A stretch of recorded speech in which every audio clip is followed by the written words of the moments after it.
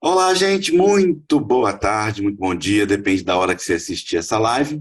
O escritor e apresentador Afonso Borges é um homem branco de cabelos e barba grisalhos. Afonso usa um óculos de hastes pretas e veste uma blusa branca. Ele segura o livro O Intérprete de Borboletas. Terceiro romance de Sérgio Abranches, que está aqui conosco, editado pela Reca, de capa linda, inclusive muito boa para borboleta na orelha. A capa do livro tem um fundo amarelo com a ilustração de metade de uma borboleta. Afonso brinca como se ela estivesse pousada em sua orelha. Hoje a gente tem a alegria de trazer para esse ambiente literário Miriam Leitão. Muito boa noite, Miriam.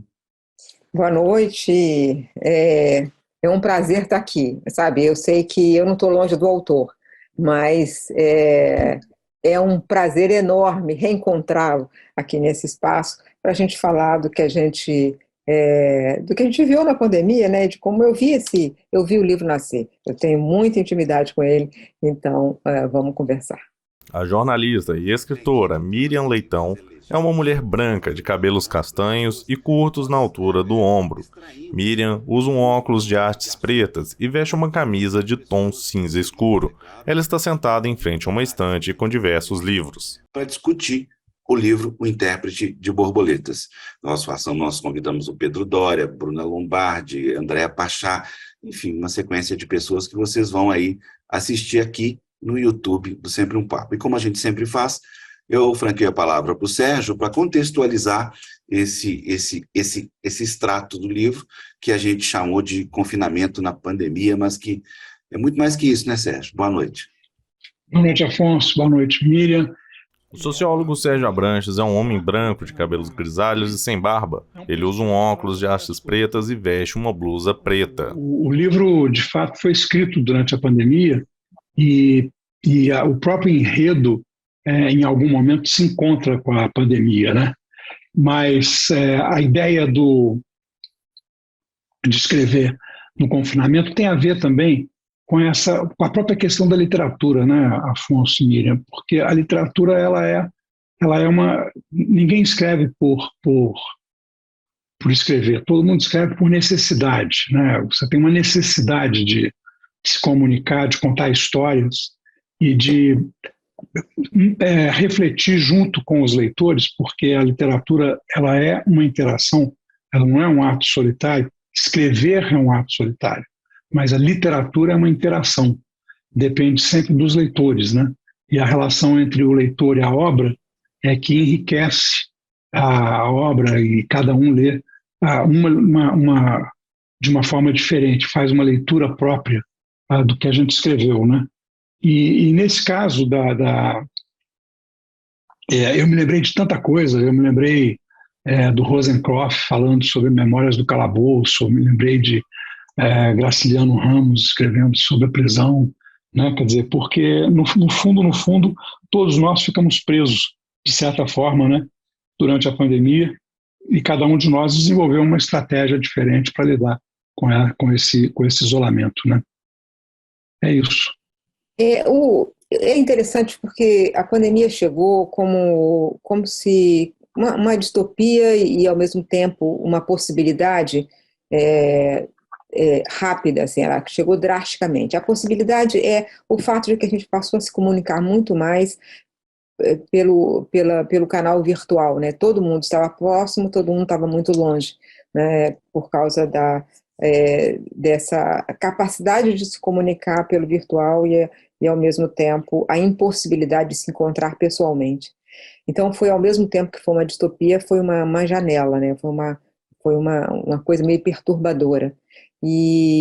Mas quem ficou junto no confinamento viu o que era exatamente a diferença do mundo real e do virtual, né? Nós ficamos aqui e com um dos filhos, ficamos, né, na casa, e cada um encontrou seu espaço, e a gente escreveu muito, né? Todo mundo escreveu muito. E eu vi esse livro nascendo aos poucos das histórias que a gente conversava, porque a gente troca muita informação, né? Eu leio um texto dele, ele lê meu texto, a gente conversa sobre os personagens, a gente passa a habitar aqui.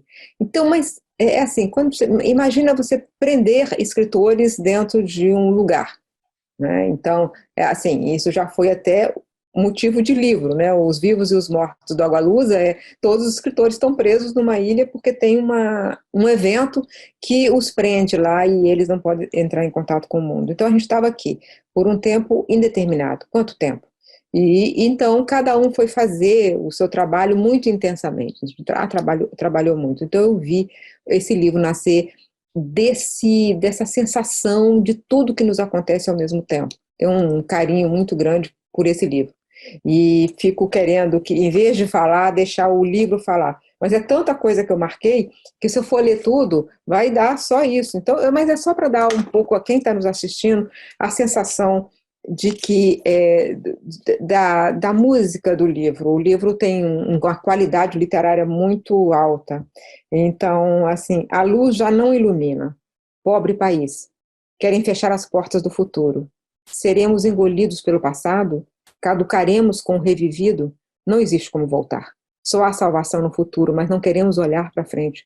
O país parece estar sempre a ajustar contas com o passado.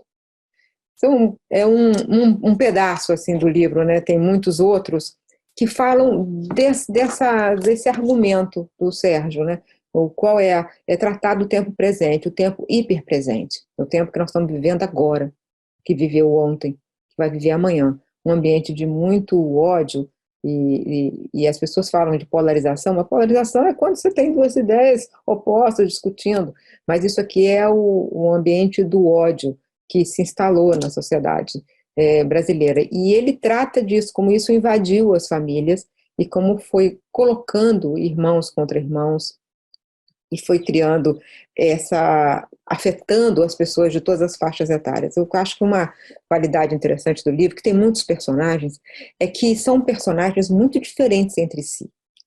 E ele consegue dar voz a cada uma dessas pessoas. Ele consegue, por exemplo, começa com uma menina de 15 anos, uma adolescente, né? E tem uma aflição, que está vivendo um momento de muita aflição, como se ela estivesse caindo no vazio. Aliás, começa isso, ó. O começo do livro é assim, é um túnel escuro que acaba no abismo da pura escuridão.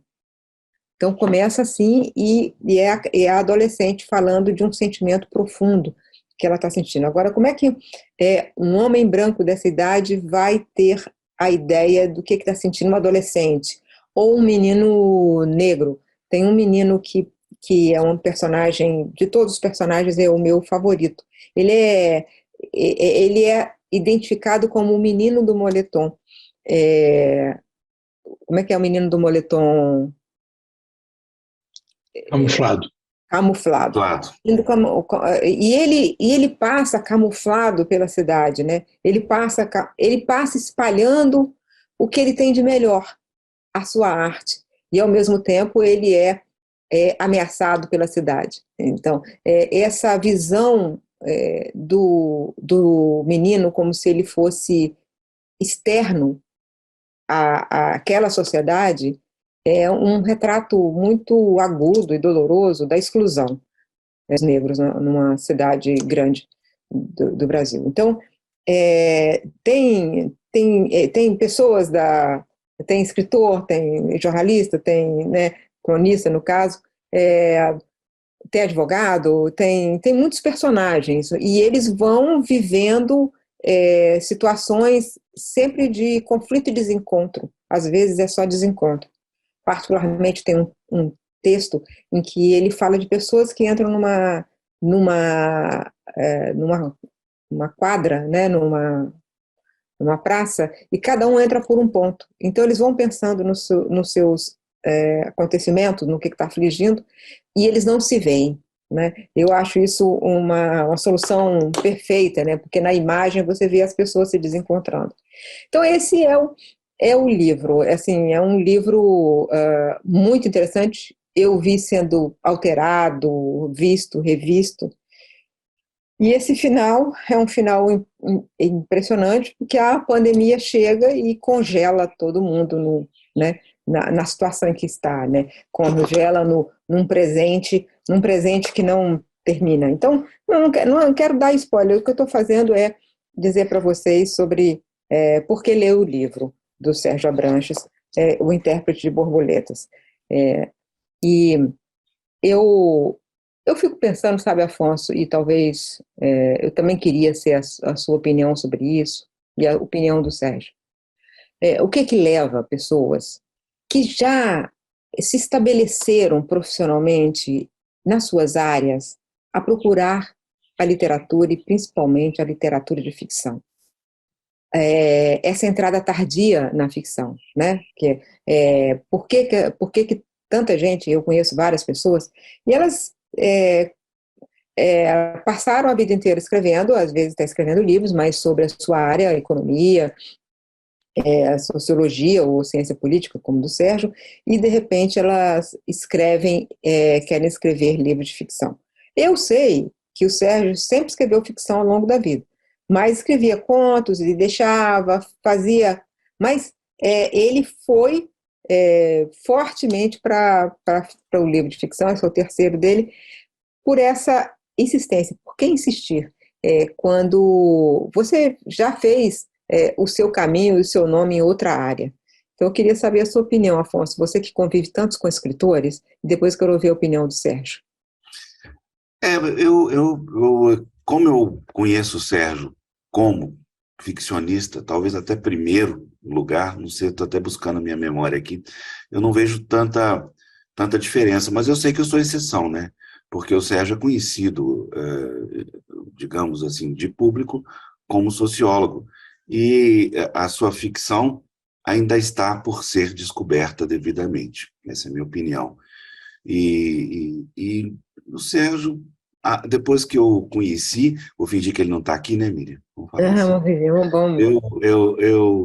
Eu descobri um Sérgio Abranches, aí estou falando do autor, muito mais ficcionista, muito mais poderoso do ponto de vista da sua capacidade de criação e intelectual no campo da ficção do que no campo do ensaio. É curioso, inclusive, eu verbalizar isso, que eu nunca consegui verbalizar, falar nisso, porque eu conheço os dois, é claro, e confesso que o que me interessa e o campo de atratividade que eu tenho com relação ao autor Sérgio Abranches está localizado na ficção. É curioso isso. Interessante você falar isso. Essa pergunta da Miriam para o próprio Sérgio, né? O próprio Sérgio. E é isso, Sérgio, quer dizer, o que leva você a entrar nesse terreno, que é um terreno espinhoso? As pessoas podem achar que você é um estrangeiro. O que você está fazendo ali? Né? Tem os ficcionistas que estão a vida inteira vivendo da ficção, né? Ou já escreveram muitos livros, escreveram livros quando jovens, publicaram quando jovens. E aí o que faz uma pessoa da sua idade insistir na ficção e escrever, e eu vi quanto que você se dedicou, horas e horas e horas, dias e dias, um ano inteiro escrevendo esse livro. O que o leva? Eu estou morrendo de rir aqui da sua idade, claro.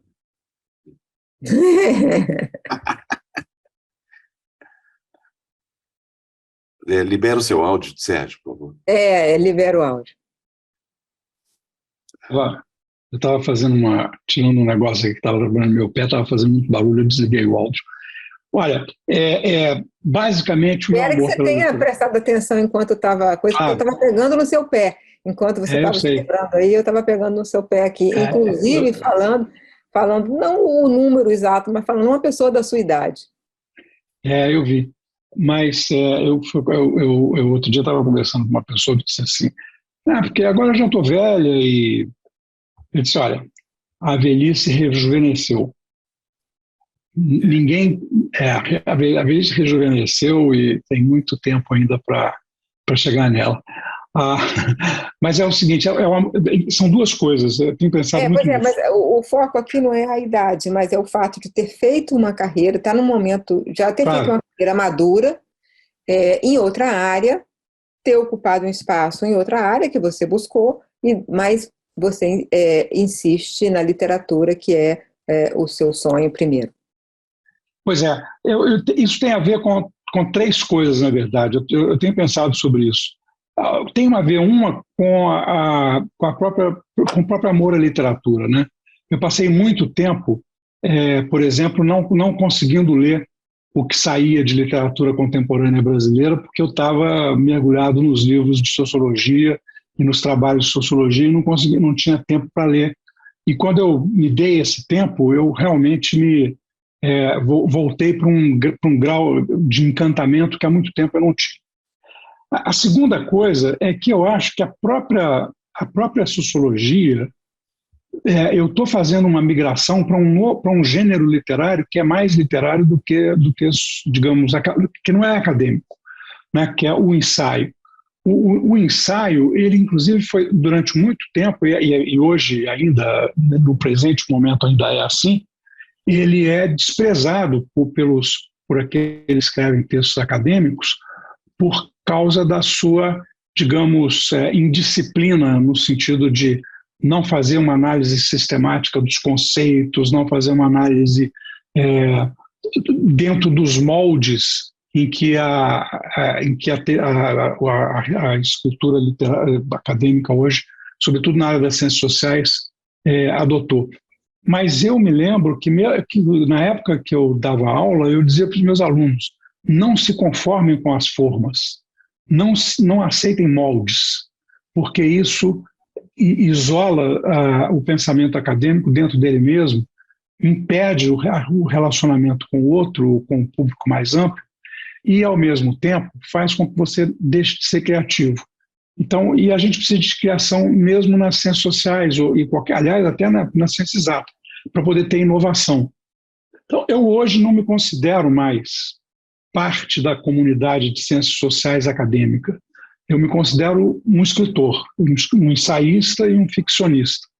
E isso dá, de fato, um problema de encaixe no mundo, porque eu nem bem sou aceito entre os escritores como um deles, não é? Como um escritor digamos, de estirpe, nem sou mais aceito na academia como um acadêmico, porque eu já não faço mais o tipo de trabalho que eles fazem. Eu acho que essa sempre tem sido uma espécie de escolha de vida minha, sabe? Quer dizer, sair das zonas de conforto, porque as zonas de conforto elas quase soam como uma aposentadoria precoce, né? Você se acomodar numa determinada coisa e enfrentar coisas novas. Eu não tenho tido assim. O Afonso tem razão que minha literatura ainda não foi totalmente descoberta, porque quando a imprensa fala de mim, ela fala sobre o lançamento do livro, mas ninguém escreve sobre meus livros. Enfim, será que isso é importante? Eu acho que eu tenho tido muita recompensa dos leitores. Dos leitores eu tenho tido muita recompensa, né? Ainda ontem, numa live, numa mesa redonda de lançamento de um livro de sociologia, as pessoas no público começaram a me mandar em Zoom, e elas começaram a me mandar mensagens pelo chat, dizendo: acabei de ler o Intérprete de Borboletas, é maravilhoso. Quer dizer, tinha uma conversa ali paralela com o escritor, enquanto eu conversava sobre o livro de sociologia, entendeu? Foi até uma coisa bem engraçada. O que significa que eu estou conseguindo, inclusive, me relacionar como escritor com os meus leitores da época da sociologia, né? Agora eu queria devolver a pergunta da Miriam para a Miriam mesmo. É mesmo, porque você faz bem de fazer isso, porque você viu como é que é jornalista, né? Eu já tinha tomado de você o seu evento e você ia virar entrevistada. Porque se me largar solta, eu seria uma beleza, muito beleza. Se me largar solta, eu entrevisto. Então eu vou responder a minha própria pergunta. E que é o seguinte: o que leva uma pessoa, né, que já fez uma carreira em qualquer área a querer escrever ficção? E a dedicar o tempo todo que a ficção exige que se dedique, porque a ficção é algo que toma, quando você está tomado pelos personagens, é muito difícil. Só te interromper, porque isso é muito importante. Não é fácil. Não é fácil, e é uma coisa que esgota, porque uma coisa é você escrever um livro de não ficção, em que você tem mais ou menos, você fez um plano para o seu livro. Um livro de ficção não tem plano, né? Se ele tiver plano, ele talvez seja aborrecido, chato, previsível. Ele tem que tomar você, ele tem que te puxar, você tem que ficar um pouco ao sabor daqueles personagens que aparecem, nem se sabe de onde, e começam a te falar com você.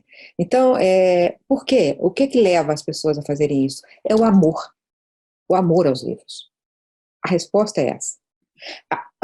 Todas as pessoas que fazem esse movimento é porque respeitam a literatura de ficção profundamente, e sempre respeitaram, sempre amaram, foram filhos dessa literatura, né? Leram muito na infância, entraram nos mundos que todos os autores abriram para nós, os leitores, né? São pessoas que às vezes até fugiram um pouco da ficção por medo, por tanto amor, ter medo da ficção, dizendo assim, eu não serei capaz. Então eu vou para um mundo mais concreto. E quando vai para o mundo mais concreto, qual é a vantagem? Pelo fato de você ter, ao longo da vida, lido muito, você tem as músicas, toda a melodia da palavra bem escrita, que você, ao longo da vida, foi ouvindo as várias melodias de vários autores. Então, quando você vai para um texto, mesmo técnico,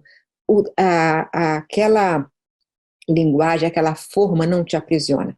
Então, o texto é característico. Você consegue perceber no texto de um economista, por exemplo, quem leu muito, quem tem, portanto, essa semente da literatura, né? Um texto do Pércio Arida, um texto do André Lara Rezende, são textos, né? Um texto do Celso Furtado, um texto do Edmar Baixa, né?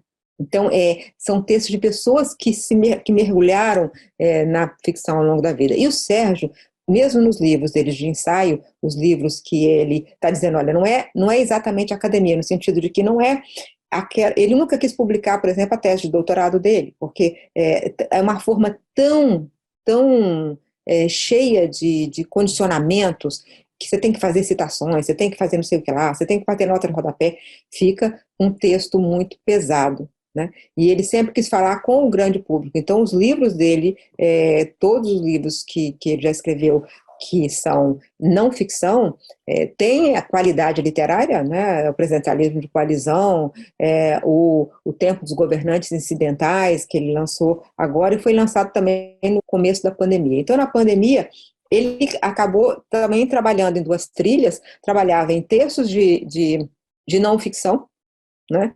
E ele escreveu, além do livro do Tempos dos Governantes Incidentais, que foi lançado bem no começo da pandemia, ele escreveu o Intérprete de Borboletas, e ao mesmo tempo estava escrevendo outros textos, e textos profundos, pensamentos sobre o Brasil. Tem um artigo dele que um ensaio, particularmente gosto muito, que vai sair em livro futuro, que chama A Terceira Margem do Ipiranga.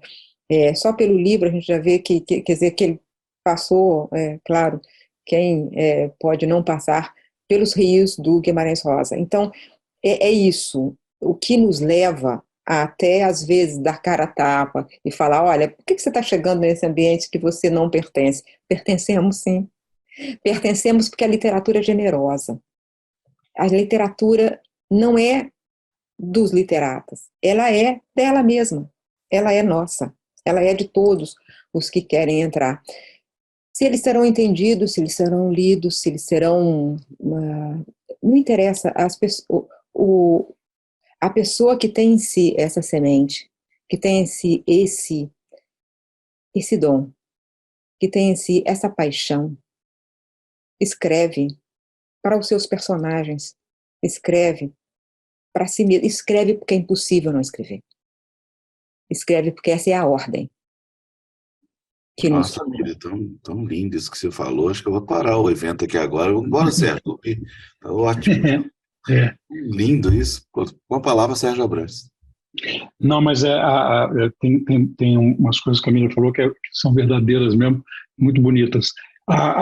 Essa paixão sempre me dominou, né? a paixão pela literatura, a paixão pela leitura e a necessidade de ler, né? Mas, além disso, tem também uma outra coisa que é a seguinte: quando você aceita que você vai escrever, você começa a escrever, essas coisas te dominam, né? Eu agora, por exemplo, eu estou vivendo um problema grave, porque eu preciso terminar de escrever um ensaio, que eu até já prometi para a editora, e ele já está um pouco atrasado, mas eu fui por um outro caminho e agora estou precisando de ler umas coisas para poder completar. Mas acontece que tem personagens de outro livro me chamando, propriamente da literatura, sabe? De vez em quando assim, e aí às vezes eu preciso descrever pelo menos uma página, duas, para aquietar aqueles personagens que ficam te assaltando, né? Te cutucando, te pedindo para voltar a eles, né? Eles não gostam de ser abandonados. Agora, a literatura, ela é mágica. A literatura é uma forma de magia, né? Talvez a única forma de magia que os humanos tenham sido capazes a vida inteira, durante toda a história da humanidade, né? Porque ela cria um ambiente que envolve, ela choca, ela amedronta, ela assusta, ela comove, ela torna a pessoa indignada, ela faz a pessoa dizer, mas eu acho que ele está falando de mim, isso aconteceu comigo, né? Então, ela de fato é a forma de arte mais envolvente, de arte no sentido de arte impressa, né? Ou seja, as artes, os quadros, as gravuras, a literatura, ela é a mais envolvente.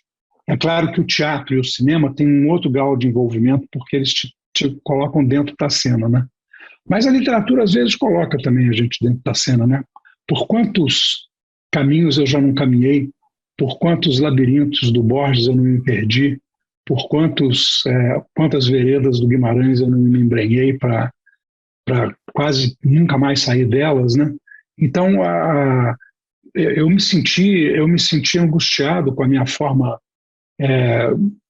metamorfoseada num inseto quando eu li a Metamorfose do Kafka, né? Eu me senti processado como K no processo. Ou seja, eu me via conversando com Settembrini na Montanha Mágica. Então tem esse eu de fato mergulho na literatura. E esse mergulho na literatura é que talvez me leve mais consistentemente a escrever. De repente eu preciso de criar um mundo no qual eu possa colocar as minhas ideias em movimento, colocar ideias que não são minhas na boca de quem propriamente tem essas ideias, né?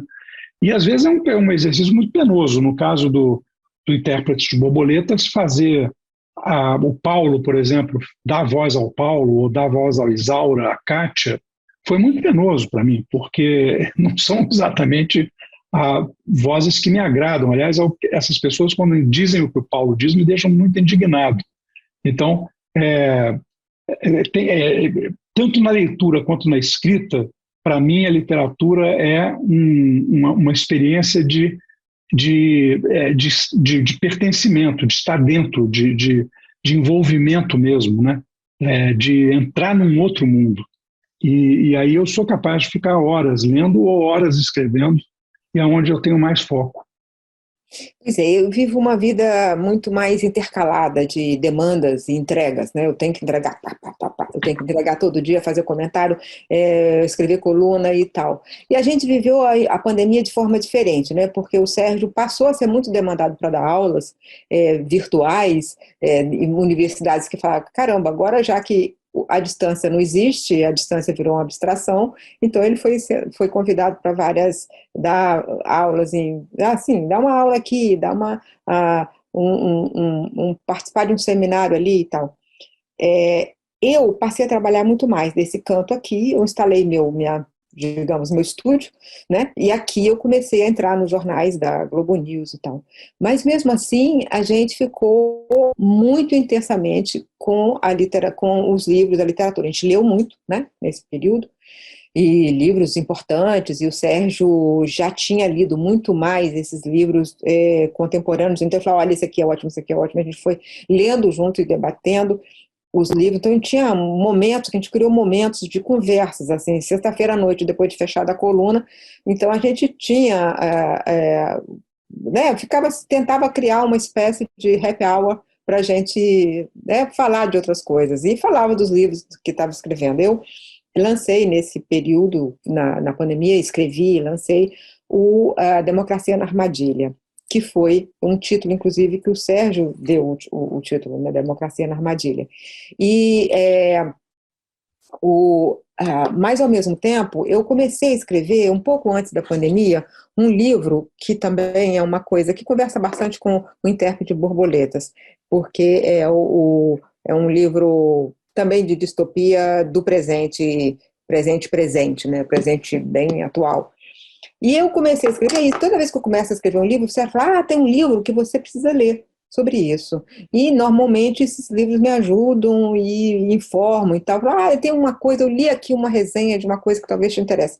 Aí ele pegou um livro e me deu um livro para ler. Esse livro me bloqueou, porque ele era tão bom, tão bom, tão bom, que ele bloqueou um pouco essa. Então, tem um livro que está semi-escrito, que eu retomei agora, nos últimos dias. Eu consegui sair do bloqueio. E tem um outro livro também que eu estou escrevendo. Fora isso, estou lançando um infantil, agora em agosto, lançando um infantil. Ou seja, o que eu quero dizer é que nessa casa aqui se escreve, se fala de livros, se lê muito. E aqui a gente vive nesse ambiente, mergulhado nesse ambiente. E até quem me conhece já sabe, quem nos conhece já sabe, que a gente começou a namorar por causa de um livro, né? Porque eu fiz uma pergunta aleatória, né? Sabe, pergunta boba, de um começo de conversa, no meio de uma festa, todo mundo ouvindo música, assim, qual o livro que você mais gostou na vida? Aí ele respondeu, Grande Sertão Veredas. Eu disse, resposta certa. E aí começamos a namorar por causa, né, protegidos ali por Diadorim e Robaldo, né, no sertão. Ele é um homem do sertão, nasceu em Curvelo, né, do lado de Cordisburgo, de Guimarães Rosa. Então a gente pegou ali numa trilha do sertão e a gente foi por aí conversando. Então a gente tem não sei quantos exemplares de Grande Sertão Veredas aqui em casa, e outro dia a gente foi fazer uma doação para a biblioteca Miriam Leitão, que tem uma biblioteca com meu nome aqui num bairro da periferia, e a gente tinha vários Grande Sertão, mas eu não conseguia me desvencilhar de nenhum, então eu comprei um outro e pedi a Elisa Ventura, uma boa edição do Grande Sertão Veredas, que eu vou dar lá para a biblioteca, mas não vou dar nenhum dos meus, porque todos eles eu acho que são necessários, todos os nossos a gente acha que é necessário. Mas então é isso, a gente vive mergulhado nos livros e fazendo também outras coisas, no meu caso, jornalismo, intensamente, e no caso do Sérgio, sociologia, ciência política, e ele é um excelente pensador na área, ainda que ele não pertença à academia, nesse ponto, no sentido de não estar em nenhuma universidade há muitos anos, ele pertence a essa coisa que são os pensadores do Brasil. Ele é um incrível pensador do Brasil. Nesse campo, Miriam, eu queria que você falasse sobre sobre essa conversa que a gente está tendo, mas na extensão de assuntos e abordagens que o livro do Sérgio oferece. Pois o livro trata, assim, quando uma polarização política fica tão exacerbada que contamina a sociedade. E aí já não as divergências na sociedade deixam de ser funcionais, elas passam a ser formas de ferir. A sociedade vai se ferindo por causa da diferença. Porque a democracia é, antes de tudo, o sistema, né, de divergências. São os divergentes que conversam e pactuam que sobre algumas coisas não haverá dúvida, né? Sobre a democracia, por exemplo. Então, no Brasil de hoje, e eu acho que é isso que impressionante no livro, que você está no Brasil de hoje, desse exato momento em que tem um irmão de esquerda, tem um irmão de direita, e eles têm visões de mundo que poderiam ser em outro ambiente, em outro momento da vida do país, só assim, aquela conversa domingo, não penso, discordo de você, tal, que poderia ser uma coisa leve, mas de repente vira uma coisa super crispada. Ao mesmo tempo, o livro trata da questão da violência digital, a violência digital que tanto a adolescente enfrenta, mas também uma personagem enfrenta uma surra digital, né? Pelas redes sociais. E como é que isso, como é que reage diante disso? A violência, quando ela vai, por exemplo, um estádio de futebol entre duas torcidas que não aceitam simplesmente que o resultado do jogo seja favorável a um ou ao outro, né? O livro trata também, e isso tem um personagem que é o favorito da maioria das pessoas que leem o livro, que é o velho, que é uma pessoa de uma sabedoria e está num outro patamar. Então, está num outro patamar, então tem uma lucidez diferente, assim. De repente fala uma coisa que parece um enigma, né? Parece uma metáfora, e, na verdade, é uma pessoa que está simplesmente num outro nível de compreensão da realidade, talvez mais profunda do que estão as pessoas que estão ali se digladiando nesses conflitos. Mas trata de amor, de descoberta, de racismo, dessa intensa vida virtual se misturando com a vida real. Enfim, é um livro que se desdobra, e por isso que é interessante esse modelo que o Afonso está inventando. Acho que o Afonso está inventando um modelo de divulgação de livros que é assim. Ele fez uma série de lives com pessoas que olham por ângulos diferentes, né? O especialista em mídia social, por exemplo, ou artista que vai olhar por um outro ângulo, né? Cada um vai olhar por a juíza, a desembargadora, enfim, como é que vai olhar por esse ângulo, cada um por um ângulo diferente, o que está sendo tratado ali no livro. E aí eu queria falar uma coisa sobre o Afonso, porque o que nós temos hoje? Temos um encurtamento violento do espaço para falar de livros. E isso é lamentável, lamentável. Os jornais acabaram com cadernos especiais, não todos, felizmente não todos, e existem alguns notáveis, mas os jornais acabaram com os cadernos de literatura. E os críticos têm cada vez menos lugar para escrever, e quando são chamados para escrever, o crítico é chamado para escrever, ele acha que o crítico tem que criticar no sentido de colocar defeitos, e não de convidar o leitor a ler, fazer o leitor ler de uma maneira crítica, né, inteligente, né, crítica nesse sentido, aquela obra. Então, o que nós vamos fazer? Né? Vamos fazer apenas lançamentos, vai na livraria, autografa, às vezes lançamento com debate, e passa aquele dia, passou. O que ele está inventando vamos conversar sobre ângulos diferentes de uma mesma obra? Vamos deixar fazer um espaço para que essa conversa esteja e que as pessoas possam entrar a qualquer momento e assistir essa conversa. Então, eu estou torcendo para isso dar certo, Afonso, porque você foi está sendo muito criativo ao longo da sua vida inteira, ou Sempre um Papo foi isso, e passaram o tempo todo falando de livros. E aí esse tem sido o seu ofício. E agora você abre uma porta diferente no Intérprete de Borboleta, você abre essa porta para falar dessa forma. Então, eu acho que é muito, muito interessante mesmo isso que você está fazendo. Quem está nos ouvindo agora pode achar que essa é uma conversa entre Miriam e Sérgio, uma conversa entre marido e mulher sobre livro. Mas a ideia é essa, escrevendo na pandemia, dentro de casa, trancados em casa, escrevendo sobre livros. E o Afonso foi talvez um dos primeiras pessoas que leram o livro, né? Eu fui em casa, a gente lê muito o que o outro faz, mas o Afonso talvez tenha sido o primeiro. E não é porque um dos personagens chama Afonso, não, mas ele gostou do livro. E é um personagem, aliás, muito simpático, que se chama Afonso. E gostou do livro e realmente abriu, inventou espaços para que se fale desse livro. É isso. Eu acho, inclusive, Miriam, que não é, essa ideia é uma ideia para o livro do Sérgio. Mas eu tenho uma crença que a criatividade que a gente tem, não é nenhum demérito, nada, né, nem autoelogia, qualquer um de nós tem, pode desdobrar isso para qualquer livro. Não necessariamente na forma de live.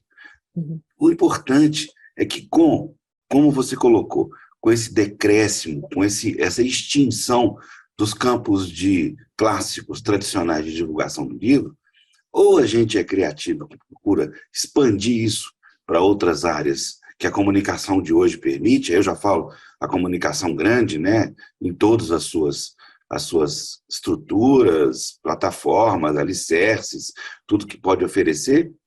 Hoje a gente vai ficar nessa coisa do reclamar, né? Hoje reclamar é um negócio extraordinário, né? Um negócio que a pessoa quer é falar mal da imprensa, quer é falar mal do crítico literário, que não existe mais, quer é meter o pau no pobre coitado do leitor, que mal sabe ele que está sendo acusado de não ler nada, mesmo ele lendo, e por aí vai. Passar a palavra para o Sérgio, falei demais. Não, pois é, e você sabe, Afonso, que nessa coisa essa primeira experiência minha de escrever sobre o tempo presente mesmo, né? Quer dizer, sobre quase que um retrato do nosso tempo, né? Do momento em que a gente está vivendo. Isso aconteceu na literatura em outros momentos, né? Por exemplo, há vários romances que são escritos sobre Weimar enquanto Weimar existia, né? Aí produziu uma literatura riquíssima. Mas, em geral, a literatura ela é reminiscente, não é? Quer dizer, ela fala de coisas que já se passaram e que você domina melhor, né? Falar sobre o presente é um desafio que eu quis enfrentar, porque eu achava que precisava de trazer para o campo literário todas essas questões. Entre outras razões, porque para que as pessoas possam entender a conexão entre suas emoções e a vida concreta, a conexão entre as suas emoções, né, e o que se passa na sociedade. Eu fui pelo caminho inverso, quer dizer, eu estava pensando sobre essa questão de como é que a polarização se transmutou numa outra coisa, né, quer dizer, num confronto emocionalizado, exacerbado, de campos que se detestam e que querem se aniquilar, né? E como é que isso invadiu o cotidiano das pessoas. E aí, para falar de emoção, para falar das coisas da alma, a ciência social não se dá muito bem, ela não consegue, ela meio que despreza isso. Então, a psicanálise, né, a psicologia dentro das ciências sociais são as que mais se dedicam a isso. A antropologia, em parte, faz isso também, ao analisar a cosmogonia daquele grupo que está estudando, etc., né? Mas é diferente.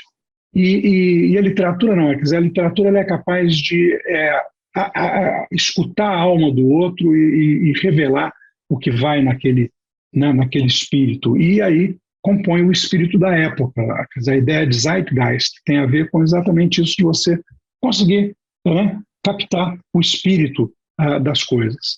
E esse exercício de empatia emocional, né, que você também acaba criando com o seu leitor, me parece ser um instrumento muito mais poderoso do que qualquer texto crítico, né, sobre o perigo que nos ronda. Então, o perigo que nos ronda é esse, de repente a gente se vê diante de uma situação, não é, de violência extrema que nos atinge. Então, eu acho que a literatura é o campo adequado para falar desse tema. Legal. Eu queria falar uma coisa. Eu bom. queria falar uma coisa, contar, na verdade. Quer dizer, é, a gente pensou em conversar sobre livros e, e essa vida familiar em torno de livros para um evento que haveria em 2019. Então, a gente ia falar de amor e literatura em Jaraguá do Sul. E foi um episódio que ficou conhecido na época porque os organizadores foram ameaçados se a gente fosse. Então, foram ameaçados para cancelar a nossa ida. E eu recebi um telefonema deles, constrangidos, me desconvidando. E foi uma discussão grande nesse período e tal.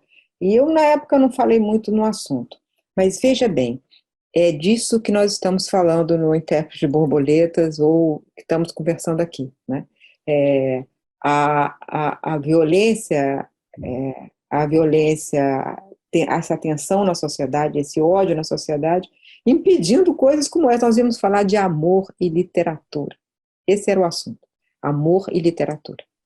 E a gente foi ameaçado, e a gente não pôde ir a Jaraguá do Sul, Santa Catarina, por causa da ameaça física,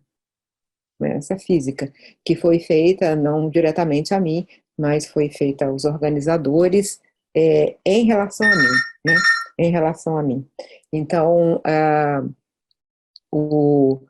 esse foi é engraçado, porque assim, eu estava falando aqui com você, Afonso, sobre essa paixão pela literatura, e falei assim, essa conversa está aqui dentro há tanto tempo, porque eu queria conversar sobre isso na feira de Jaraguá do Sul e não pude ir. E eles cancelaram. Eu não os critico, os organizadores do evento. Se eles acharam que não tinha segurança suficiente, eu iria se eles me mantivessem, mas eles tiveram preocupação, porque sentiram que não tinha como garantir a segurança. Mas veja bem, como é que, em que momento a gente, né, viveu, por que a gente vive uma coisa tão envenenada nesse momento? Nós precisamos fazer um processo de superação dessa divisão profunda na sociedade brasileira, sem dúvida, né? E encontrar um novo pacto e uma pacificação pós esse pesadelo que a gente vive nesse momento. A palavra certa é essa, pesadelo. Eu só espero que algum amigo que a gente divide diz que são os estertores. Quando a pessoa está morrendo, ela tem uma força na hora de morrer ali, e que vai com essa força para tentar fazer coisas que não fez durante o resto da vida. Então, é o último suspiro do dinossauro, como diz o intérprete de Borboletas. Pronto, acabou, falou. Agora eu queria levantar a gente já está caminhando para o final, levantar uma questão até um pouco polêmica e que serve para relativizar um pouco a questão da pandemia. A pergunta é simples.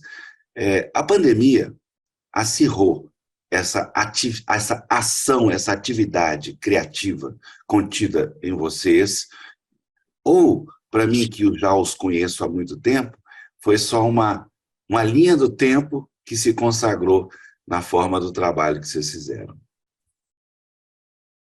Com a palavra o autor do livro que está sendo comentado. Olha, para mim a pandemia criou, ela na verdade, quer dizer, o que ela fez foi me dar mais tempo, né? Quer dizer, e não no sentido de trabalhar menos, porque na verdade eu até trabalhei mais do que, por exemplo, eu estou trabalhando hoje, por causa do que a Miriam falou, da quantidade de aulas que eu dei, né, e de grupos de discussão que eu participei. Mas, por outro lado, como você não tem o tempo de translado, você não tem que pegar o avião, ir para tal lugar, fazer o check-in no hotel, etc. e tal, e você ganha muito mais tempo, né? E aí eu pude, de repente, dizer assim, não, hoje eu posso ficar, eu escrevo todo dia, eu tenho uma disciplina, mas eu posso ficar aqui 6 horas, 10 horas escrevendo, que não vai acontecer nada, né? E aí, isso para mim era assim, uma espécie de... cheguei ao... eu não vou falar uma coisa tão positiva dentro de uma pandemia, né? Mas ela me deu um sabor do que de fato é a minha visão do que seria a vida ideal. É exatamente você poder fazer só isso, ler e escrever, né? Sem necessidade de parar para fazer outras coisas. Eu vejo bem diferente dele. Foi um momento, a pandemia, foi um momento assim, que a gente teve que ficar trancado, e aí, fisicamente trancado, e aí a gente, e teve mais tempo por causa disso, né? De todos esses deslocamentos que a gente não faz, não deixou de fazer. E, ao mesmo tempo, deixou de encontrar os amigos, deixou de encontrar os filhos, deixou de encontrar os netos. Foi doloroso demais não ver os netos. Foi muito doloroso. Quando, assim que a gente recebeu a segunda dose de vacina, a gente pegou o carro aqui, ainda não andava de avião com segurança, pegamos o carro e o Sérgio foi dirigindo até Brasília para a gente ficar com os netos e matar a saudade. Mas, além disso, a gente estava falando, eu estava falando estava exposta diariamente a esse sofrimento do país, né? Então, por isso que no Democracia na Armadilha eu comecei falando assim, quando nos contarem, a gente vai ter dificuldade de acreditar. Não falei dessa forma, mas assim, não estou com o livro aqui, mas é a ideia de que nós estávamos morrendo enquanto o presidente da República brincava com a nossa dor, desprezava a nossa dor. Então, nós vivemos, na pandemia, os brasileiros viveram dor muito exposta, porque era a pandemia, eram as mortes diárias, e era, ao mesmo tempo, um comportamento completamente inaceitável do presidente da República, que brincou, que todo dia tinha uma coisa que ofendia os nossos valores mais profundos. E sobre isso eu, como jornalista, tinha que falar. E tinha que falar sempre dentro de um tom que eu conseguisse passar o sentimento e, às vezes, espelhar o sentimento de quem estava nos ouvindo. Então, isso era exaustivo. Por outro lado, a gente tinha também esses momentos de viver com os livros, a gente, os livros, e, na verdade, os livros, eles foram uma espécie de escudo nessa dor dupla, que era a dor da pandemia em si e a dor cívica de ver um país tão desgovernado, um país tão governado por uma pessoa tão insensível, tão incapaz de qualquer tipo de solidariedade humana, de empatia. Isso era ofensivo, isso era doloroso. Então a gente via isso, absorvia isso, e na verdade os livros ou os que a gente escrevia ou os que a gente lia, nos levavam para outro mundo e nos apaziguava. É nisso que o Sérgio está falando, nesse mundo ideal. Teve um momento que a gente entrava na chamada bolha literária, porque era onde a gente recuperava as forças. Quando a gente estava lendo ou discutindo um livro, a gente passou, às vezes, uma tarde, né, um final de tarde inteiro, e vários outros momentos, falando sobre Itamar Vieira Júnior e seu magnífico livro. Então, quando a gente falava de Torto Arado, a gente estava pensando nas raízes do Brasil, as raízes do Brasil, dessa iniquidade brasileira. E, ao mesmo tempo, da beleza de surgir um autor assim, um autor com essa grandeza no espaço de ser assim, jovem, né,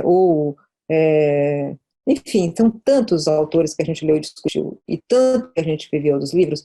Então, é isso que, para mim, foi a pandemia, foi a dor extrema e a proteção que me foi dada pela literatura, pelos livros que eu li, pelo que a gente escreveu. Interessante, hoje eu fico até refletindo sobre o que nós vivemos e sobre uma certa apatia do que isso resultou em nós.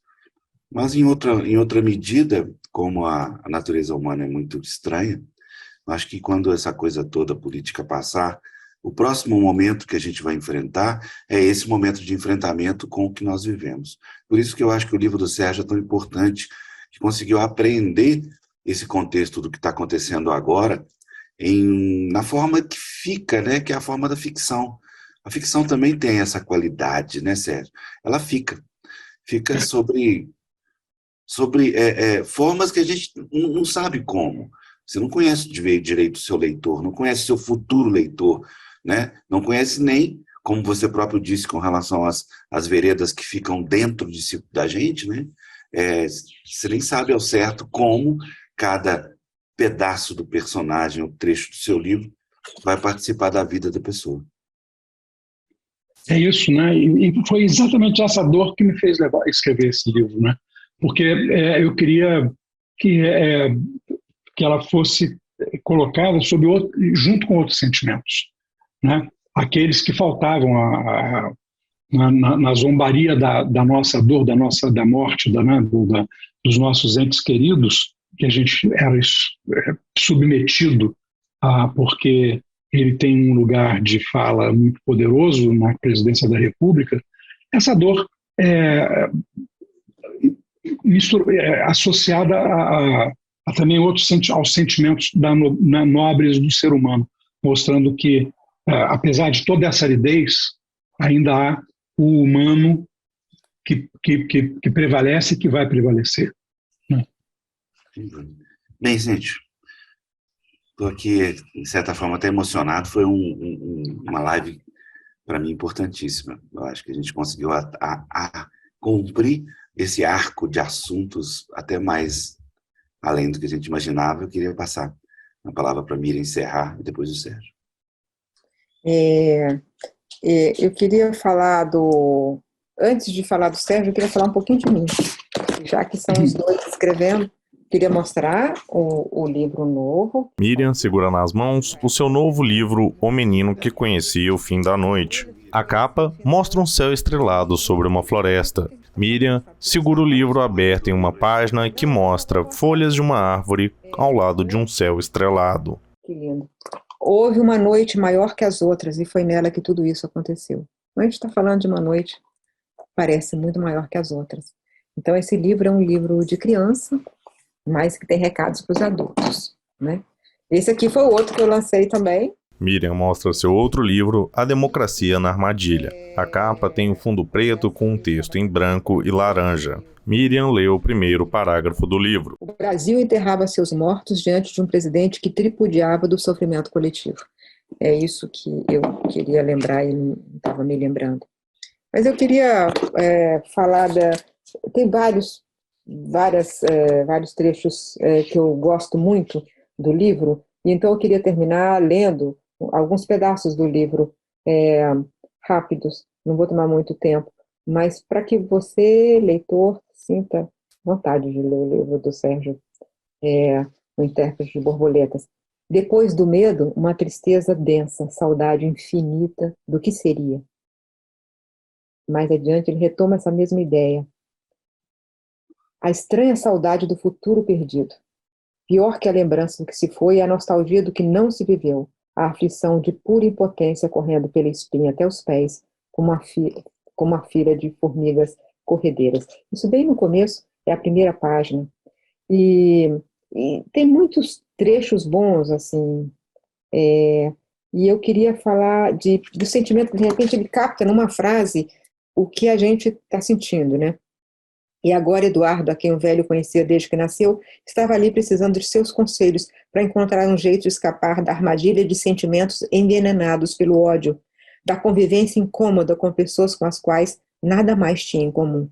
Como reatar relações perdidas por escolhas desencontradas. E mais adiante fala, Eduardo falou da armadilha de ódios reais e simpatias falsas em que vivia. Então, assim, é difícil não se reconhecer nesse livro do Sérgio em inúmeros trechos.